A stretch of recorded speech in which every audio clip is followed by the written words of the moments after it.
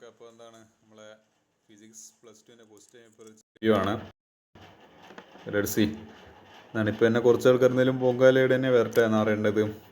ഇതിൽ എക്സ്പെക്റ്റഡ് ആയില്ല ക്വസ്റ്റ്യൻസ് ഒന്നും ചോദിച്ചിട്ടില്ല, അങ്ങനെ ഇങ്ങനെ എന്നെല്ലാം പറഞ്ഞിട്ട് ആൾക്കാർ പറയുന്നുണ്ടാവും. പക്ഷേങ്കിൽ നിങ്ങൾ മനസ്സിലാക്കേണ്ട ഒരു കാര്യം ഞാൻ പറയാമെന്ന് പറയാം. ഇപ്പോൾ ഈ പറയുന്ന ക്വസ്റ്റ്യൻസ് ഒന്നും എക്സ്പെക്റ്റഡ് ആയിട്ട് നമ്മൾ ഷുവർ ക്വസ്റ്റ്യൻസ് എന്ന് പറയുന്നതൊന്നും ചോദിച്ചിട്ടില്ലെങ്കിൽ അത് ബേസിക്കലി എന്താണ്, ഇറ്റ്സ് എൻ ഇൻഡിക്കേഷൻ ദാറ്റ് നമ്മളെ പബ്ലിക് എക്സാമിന് അതെന്തായാലും ആ പറയുന്ന ഷുവർ ക്വസ്റ്റ്യൻസ് വരുന്നില്ലതാണ്. സോ അപ്പോൾ അത് എന്താണ്, നിങ്ങൾക്ക് ശരിക്കും ഭാഗ്യമാണ് പറയേണ്ടത്. കാരണം എല്ലാ എന്താ പറയുക അൺഫെമിലിയർ ആയിട്ടുള്ള ക്വസ്റ്റ്യൻസ് എല്ലാം ക്രിസ്മസ് എക്സാമിന് ചോദിച്ചു കഴിഞ്ഞാൽ പിന്നെ അവർക്ക് ഒന്നും ചോദിക്കാനുണ്ടാവില്ല. ഇങ്ങനത്തെ ട്രിക്കി ക്വസ്റ്റ്യൻസ് ഒന്നും ഇനി അവർക്ക് ഇനി റിപ്പീറ്റ് ചെയ്യാനാവില്ല.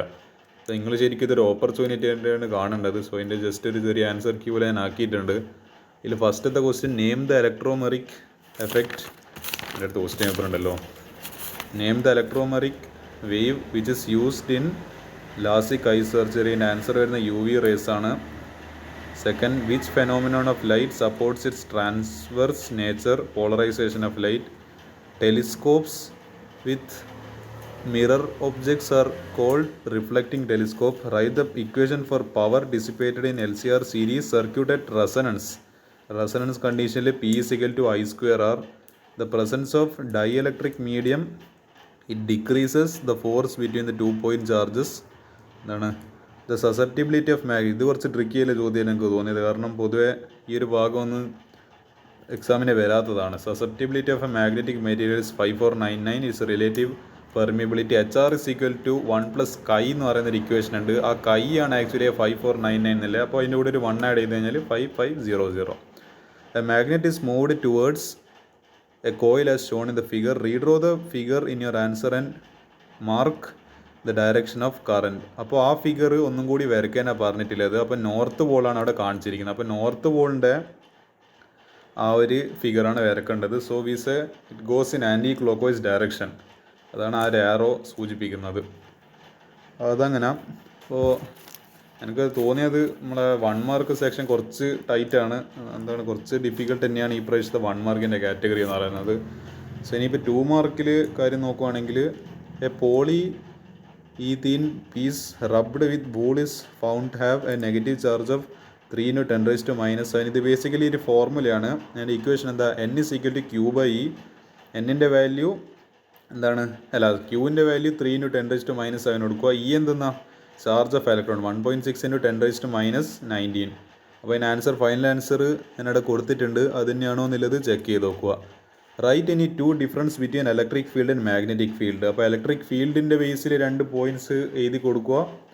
പിന്നെ അതിന് 1 മാർക്കായിരിക്കും. അതായത് 1 പോയിൻറ്റിന് അര മാർക്ക് വെച്ചിട്ടാണ് അപ്പോൾ കിട്ടുന്നുണ്ടാവുക കാൽക്കുലേഷൻ പ്രകാരം. മാഗ്നറ്റിക് ഫീൽഡിനും 2 പോയിൻറ്റ് വെച്ചിട്ട് എഴുതി കൊടുക്കുക. അപ്പോൾ അങ്ങനെ 2 മാർക്ക് കിട്ടും. ഇതെന്തായത്,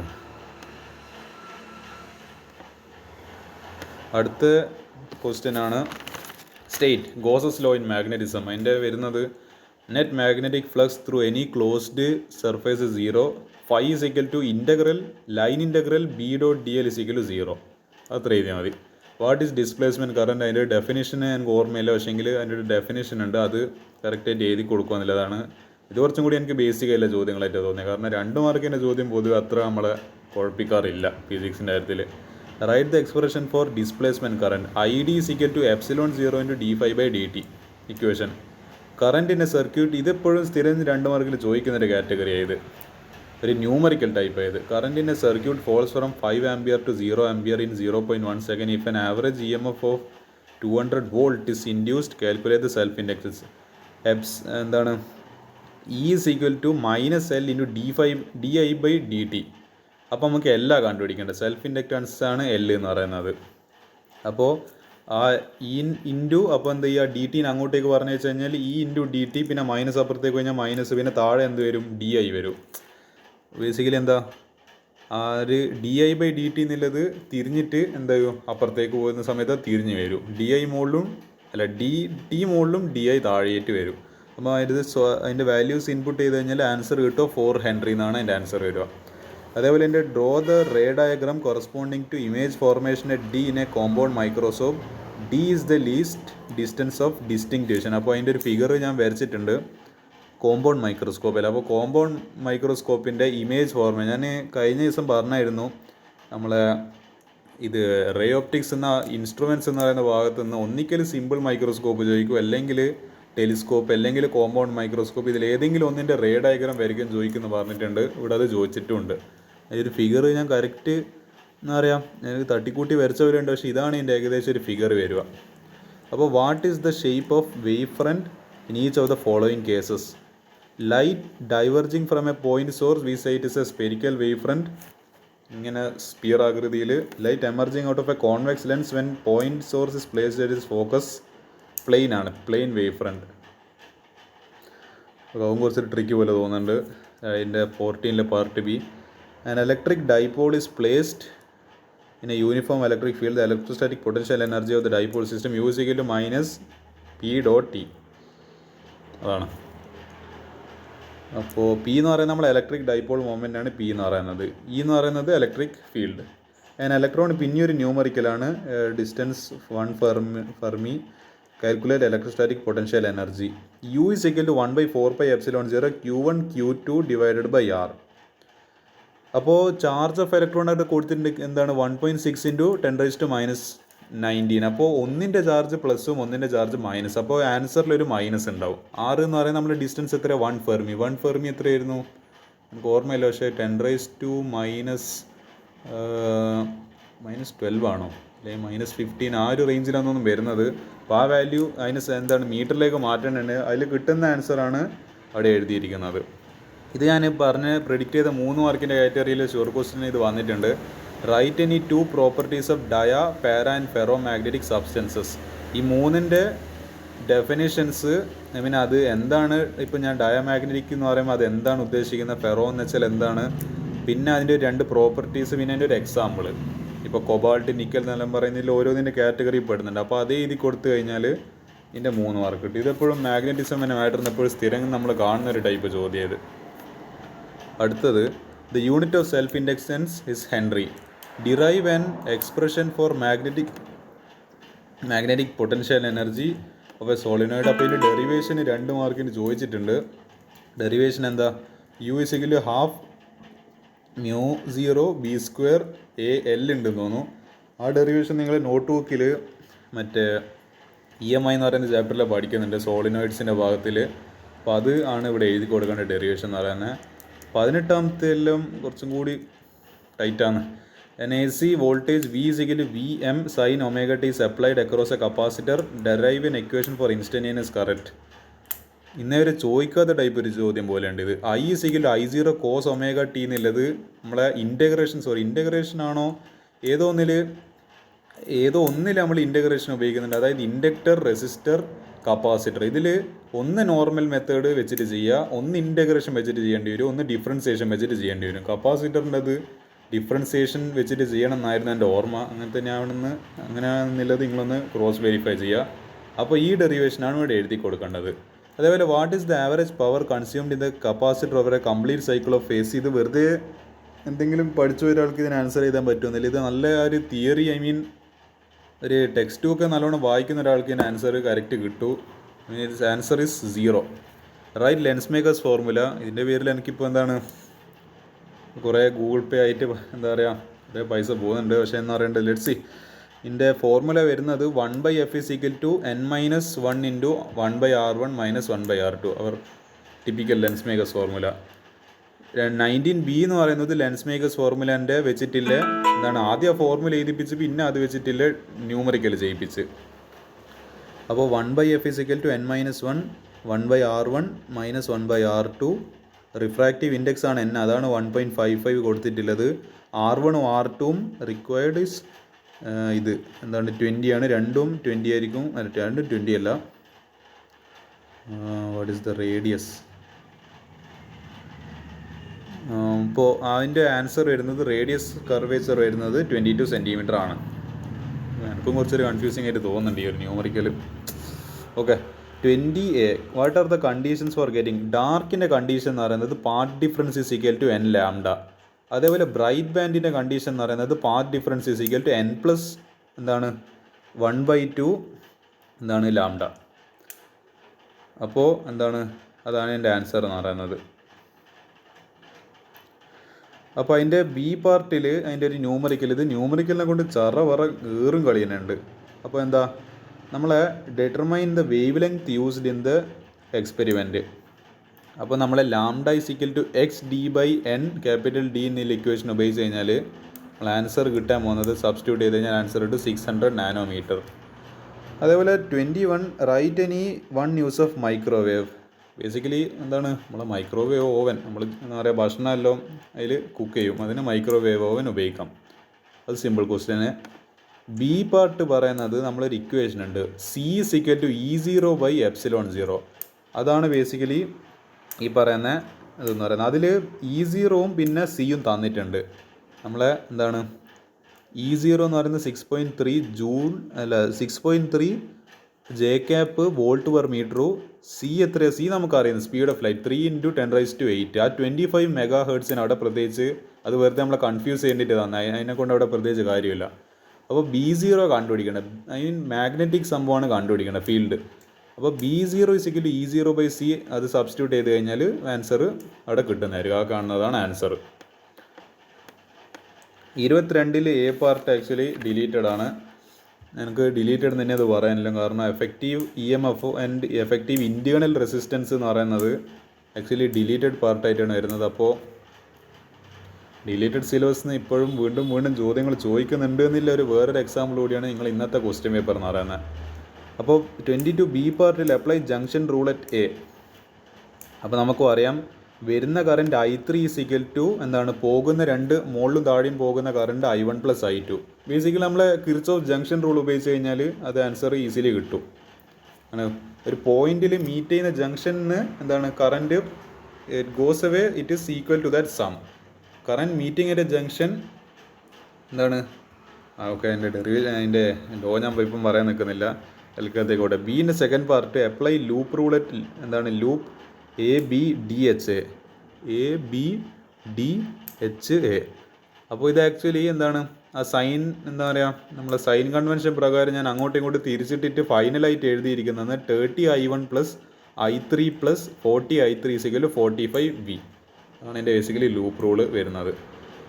അടുത്ത 23 ഹൈഗൻസ് പ്രിൻസിപ്പിൾ, സ്നെൽസ് ലോ. അതായത് റിഫ്രാക്റ്റീവ് ഇൻഡെക്സിൻ്റെ കിട്ടുന്ന sin I/sin r = കോൺസ്റ്റൻറ്റ്. ആ കോൺസ്റ്റൻറ്റ് വിളിക്കുന്ന പേരാണ് റിഫ്രാക്റ്റീവ് ഇൻഡെക്സ്. അത് അത് എന്ത് വെച്ചിട്ട് കണ്ടുപിടിക്കണം, ഹൈഗൻസ് പ്രിൻസിപ്പിൾ വെച്ചിട്ട് ഡിറൈവ് ചെയ്യണം. നമ്മളെ ഫിഗറെല്ലാം വരച്ചിട്ട് ചെയ്യുന്നുണ്ട്. അതിനെത്ര മാർക്കുണ്ട്, 4 മാർക്കുണ്ട്. 4 മാർക്കിലെ ഡെറിവേഷന്. ഇതെപ്പോഴും സ്ഥിരം വരുന്ന ചോദ്യം തന്നെ. ഇത് ഒന്നിക്കൽ റിഫ്ലക്ഷൻ ചോദിക്കാറുണ്ട്, അല്ലെങ്കിൽ റിഫ്രാക്ഷൻ ചോദിക്കാറുണ്ട്. ഈ പ്രാവശ്യം റിഫ്രാക്ഷൻ ചോദിച്ചു, ഇനി ചിലപ്പോൾ അടുത്ത പ്രാവശ്യം റിഫ്ലക്ഷൻ ആയിരിക്കും ചോദിക്കുക. അടുത്ത 24 ഈ പറയുന്ന നമ്മളെ ഈ റേ ഓപ്റ്റിക്സിൽ ആദ്യം പഠിക്കുന്ന ഡെറിവേഷനാണ്. That focal length is the എന്താണ് ഹാഫ് ഓഫ് എന്താണ് radius of curvature. F = r/2 ഡെറിവേഷനാണ് ആദ്യത്തെ എൻ്റെ ആൻസർ വരിക. അതേപോലെ ബി എന്ന് പറയുന്നത് ആക്ച്വലി കോമ്പിനേഷൻ ഓഫ് ലെൻസസ് എന്ന് പറയുന്ന പിന്നെയും ഒരു ന്യൂമറിക്കലാണ്. കോമ്പിനേഷൻ ഓഫ് ലെൻസസ് എന്നുള്ള സെക്ഷനിൽ 1/f effective is equal to 1/f1 + 1/f2 + 1/f3. എത്രത്തോളം മറ്റേ ലെൻസസ് ഉണ്ടോ അത്രയും ലെൻസസിൻ്റെ എന്താണ് ഫോക്കൽ ലെങ്ത്തിൻ്റെ റെസിപ്രോക്കലിൻ്റെ സമ്മ്. ഇവിടെ ഇപ്പോൾ 2 ലെൻസായുള്ളത്.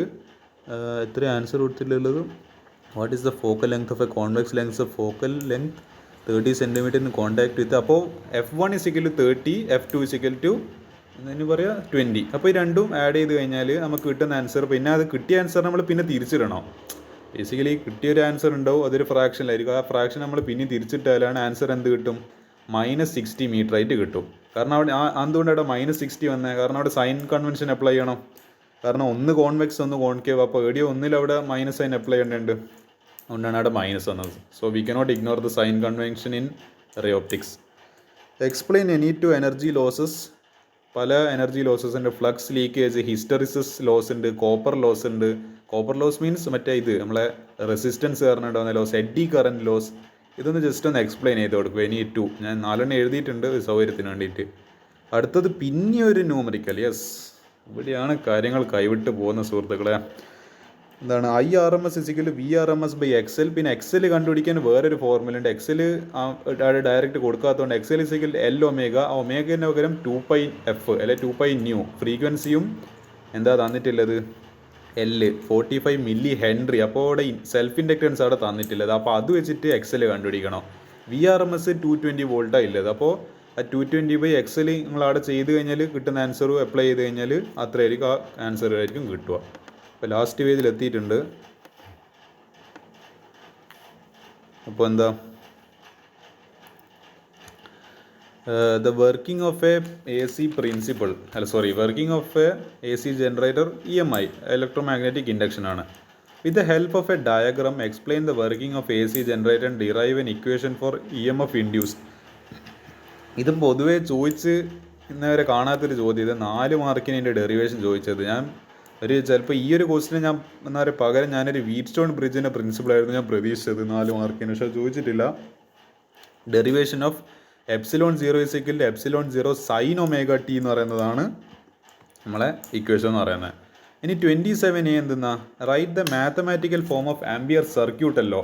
അതിൻ്റെ എന്താ integral B.dl = line integral B.dl = μ0 1 mark. B question ഞാൻ ആക്ച്വലി എന്താണ് സർക്കുലർ കറൻറ്റ് ക്യാരിങ് ലൂപ്പിൻ്റെ മാഗ്നറ്റിക് ഫീൽഡിൻ്റെ ഒരു വീഡിയോ ഞാൻ യൂട്യൂബിൽ ചെയ്തിട്ടുണ്ടായിരുന്നു. ആ പറയുന്ന ഡെറിവേഷനാണ് ഇവിടെ. എന്താണ് B = μ0 I² divided by 2 × x² + r² എന്താണ് ഹോൾ റൈസ് ടു 3/2. ആ ഡെറിവേഷനാണ് ഇവിടെ ആൻസർ ആയിട്ട് വരിക. അടുത്ത 28 ഫേസർ ഡയഗ്രാം.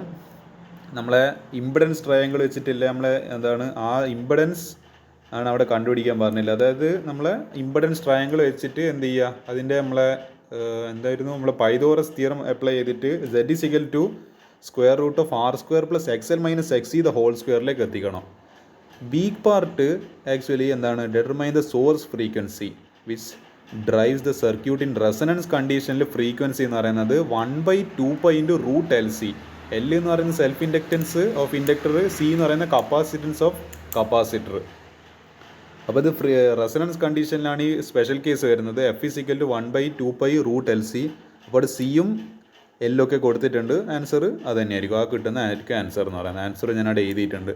29 ഞാൻ എക്സ്പെക്റ്റ് ചെയ്തതിൽ പക്ഷേ കുറച്ച് എക്സ്പെക്റ്റേഷൻ കുറഞ്ഞ ചോദ്യമാണ്. നമ്മളെ draw the ray diagram of refraction of light through a glass prism. Lab ചെയ്യുന്നവർക്ക് അറിയാം, ഇത് വളരെ സുപരിചിതമായിട്ടില്ല. എന്താണ് പ്രിസം ചെയ്തവർക്ക് ഇത് ചിലപ്പോൾ എളുപ്പമാവാൻ ചാൻസിലൊരു ചോദ്യം കൂടിയത്. നമ്മളെ derive equations four angle of prism and angle of deviation. അപ്പം നമ്മളെ പൊതുവെ ചോദിക്കുന്നതിന് വ്യത്യസ്തമായിട്ട് ആ ഫൈനൽ ആയിട്ട് നമ്മൾ കുറേ എന്താ പറയുക ഇതിൻ്റെ ഇൻ്റർമീഡിയറ്റ് സ്റ്റെപ്സാണ് ഈ angle of prism, angle of deviation. അതായത് നമ്മൾ ഫൈനലായിട്ട് കണ്ടുപിടിക്കുന്ന ഡെറിവേഷന് അതിൻ്റെ പകരം എന്താണ് മിനിമം ഡീവിയേഷൻ്റെയാണ് നമ്മൾ പൊതുവെ കണ്ടുപിടിക്കാറ്. അതിൻ്റെ പകരം അതിൻ്റെ എന്താണ് അതിൻ്റെ വഴിയിലേക്ക് എത്തിക്കുന്ന എന്താണ് 2 കാര്യങ്ങളാണ് ആംഗിൾ ഓഫ് പ്രിസവും ആംഗിൾ ഓഫ് ഡീവിയേഷനും. അപ്പോൾ അവിടുത്തെ വരെ എന്ത് ചെയ്താൽ മതി, അപ്പോൾ ഡെറിവേഷൻ കുറച്ചും കൂടി ഒന്ന് ലെങ്ത്ത് കുറഞ്ഞു അത്ര നിങ്ങൾ എഴുതി കൊടുത്താൽ മതി. പക്ഷേ എന്താ അവിടെ ഫിഗർ വരക്കണം, 2 സംഭവങ്ങൾ, പിന്നെ അതിൻ്റെ കാര്യങ്ങളെല്ലാം മാർക്ക് ചെയ്യണം, അതെല്ലാം അവിടെ എഴുതണം. Draw the diagram ray diagram എന്താണ് of prism corresponding to minimum deviation. അപ്പോൾ അതിൻ്റെ എന്താണ് ആ ഫിഗറാണ് ഞാൻ ഇവിടെ വരച്ചിട്ടില്ല. അത് ഇങ്ങനെയാണ് അതിൻ്റെ ഫിഗർ വരും. ഇങ്ങനെ ഒരു എന്താണ് ഇങ്ങനെ പോകുന്നത്, പിന്നെ ഇവിടെ തട്ടി ഇങ്ങനെ വരുന്നത്. അപ്പോൾ ഇവിടെ ആക്ച്വലി അതിൻ്റെ പാത്ത് ഇങ്ങനെ എന്താണ് ലൈൻസ് ആയിട്ടായിരുന്നു പോവേണ്ടിയിരുന്നത്. അപ്പോൾ അതേപോലെ ഇവിടെ ഇങ്ങോട്ട് താഴെ വരുന്നതും അവിടെ ഒരു സ്ഥലം നീങ്ങാത്ത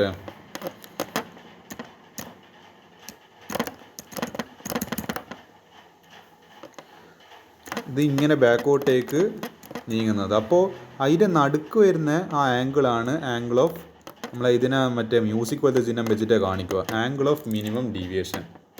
അപ്പോൾ ഇതാണ് ബേസിക്കലി നമ്മളെ review of physics question paper. അപ്പോൾ ഞാൻ പറയാം കുറച്ച് അധികം അത്യാവശ്യം ടൈറ്റാണ് കാര്യങ്ങൾ. പിന്നെന്താ നമ്മൾ ഈ പൊതുവെ